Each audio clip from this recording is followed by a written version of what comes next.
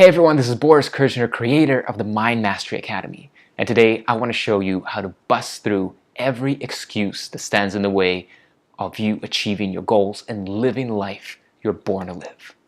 So let me ask you this to begin with. Have you ever had this aspiration to maybe to start that new project at work, or maybe to move on to a new career, or maybe to start a new relationship, deepen your relationship? Have you had that aspiration for more in your life? If you're like just about every human being, I imagine that you have. And this is the beauty about the human mind, is that we can look somewhere where there seems to be just barren grounds, nothing, emptiness. And we look there and we're able to see the potential. Let's say it's an empty piece of land and we look there and we're able to see a beautiful garden, a beautiful park, a beautiful house. And we imagine this, and yet there's no evidence there that such a thing could possibly exist. There's only the open field, perhaps some barren ground, some rocks, and yet we look and we see potential, we see possibility, we see something. This is what I call vision. Vision is calling forth something that is not as if it were. So we start talking to our friends, we start saying, hey, you know what, I saw this plot of land, I would love to create this thing there, this is how I imagine it being. And so this capacity in us to vision is kind of dual-edged. In one sense, we envision something where there was nothing before. We envision it and we feel inspired. We have this sense of aspiration. We're feeling like, wow, something is urging us to create this. In other areas, we look at this place where there's a status quo, there's something as it always was. We see this potential for it to be better, and because that potential is not there, we close up. We feel this sense of lack. We feel that sense of not enoughness. We feel like, oh, it's just, I wish it was there, but I can't make it happen.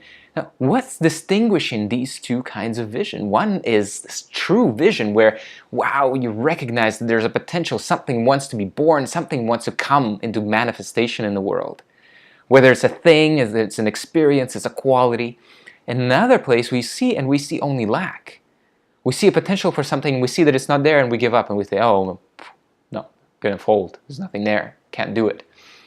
Now, I know what distinguishes those. And to some degree, you do as well. Now, let's just make it very clear and very articulate so that we can recognize this when these come up.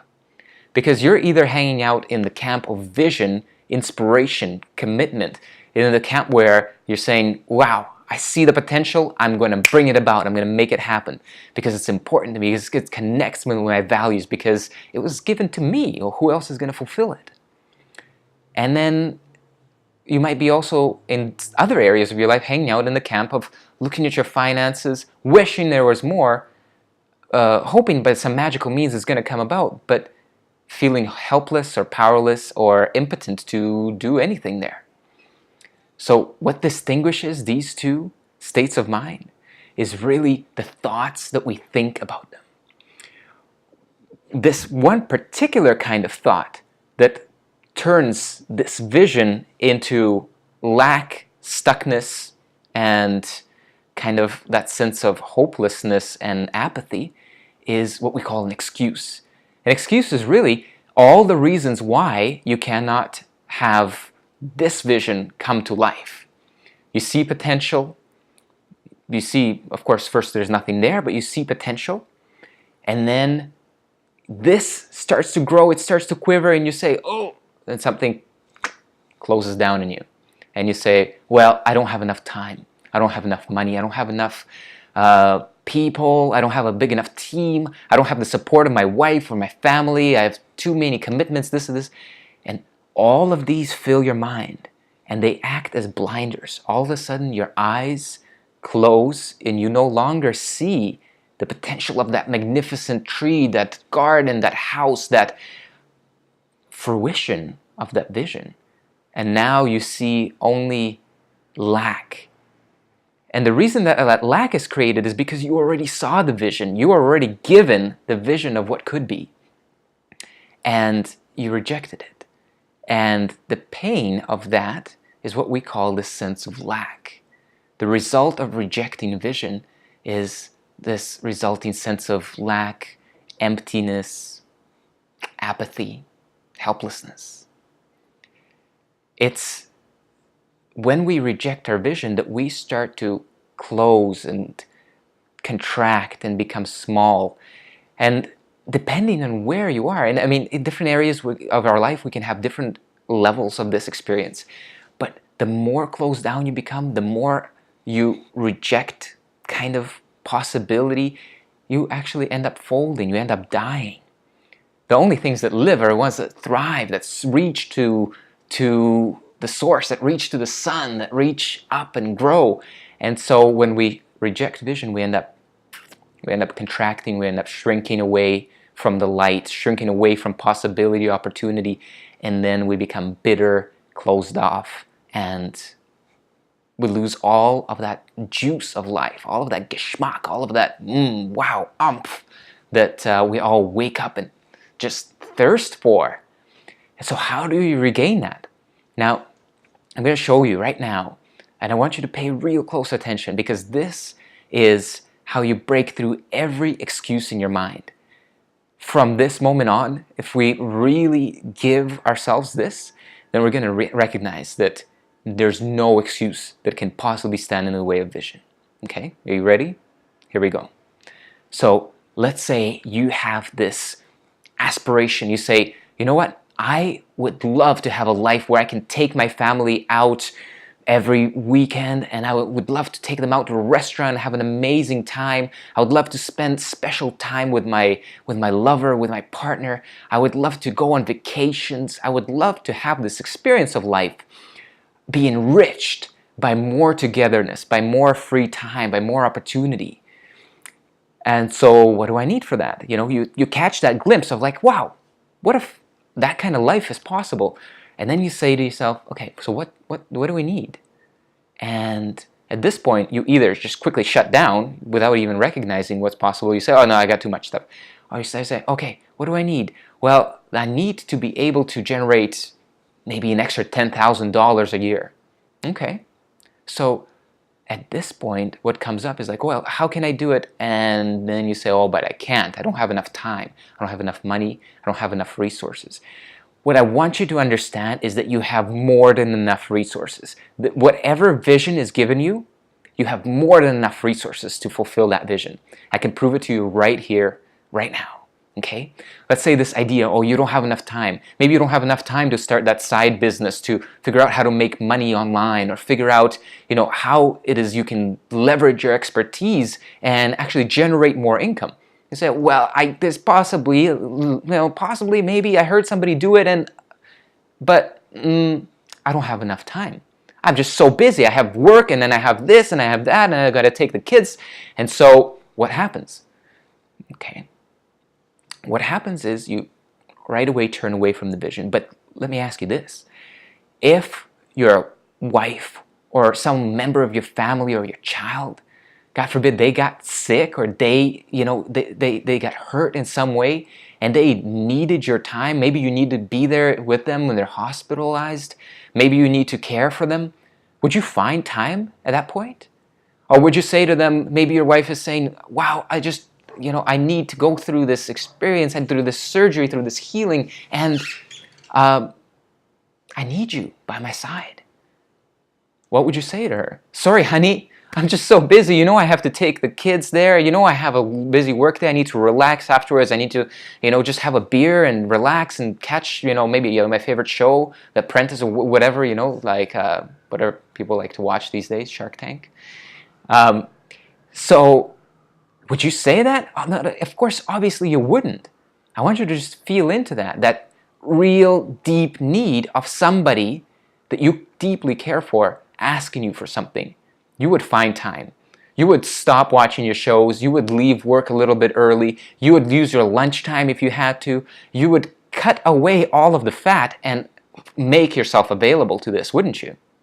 Now, what about money? You may say, oh, I don't have enough money to invest in that, to invest in the course, or to invest in a mentor or a coach, like somebody who can help me figure out how to make more money, somebody who's already done it.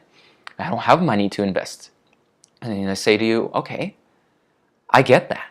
But once again, let me just prove to you that it's not a lack of resources that's keeping you stuck. Because if that same member of your family, again, like God forbid that they needed some kind of surgery, they needed some kind of emergency procedure that tomorrow you had to have $10,000 to pay for that procedure, would you not knock on every door? Would you not explore every opportunity? Would you not call every relative and their relatives and every expanded family, all of your friends, their friends? Would you not knock on the doors of your neighborhood to find that money so that your partner, your child, your mom, dad, your family member can live? If their life depended on it, would you not be able to find that money? I bet you would. I know I would. I would knock on every door. I would call every bank. I would use every credit card. I would go to every ATM, pull everything that I could to make this happen. And I know I'd be successful because I know what it really takes to accomplish any goal. And that's not resources. And this is the place where people get stuck. They say, oh, I don't have enough this, that, or the other. No, you see, like if you really needed it, if you really believed in the cause, you would find it. But how? Because you would become resourceful. You would look everywhere you weren't looking before. You would look under every rock. You would explore every possibility. But what made you do that? This dire need, this absolutely inignorable vision of having your lover, having your family member, having your child come back to health, being there for them, serving them, loving them.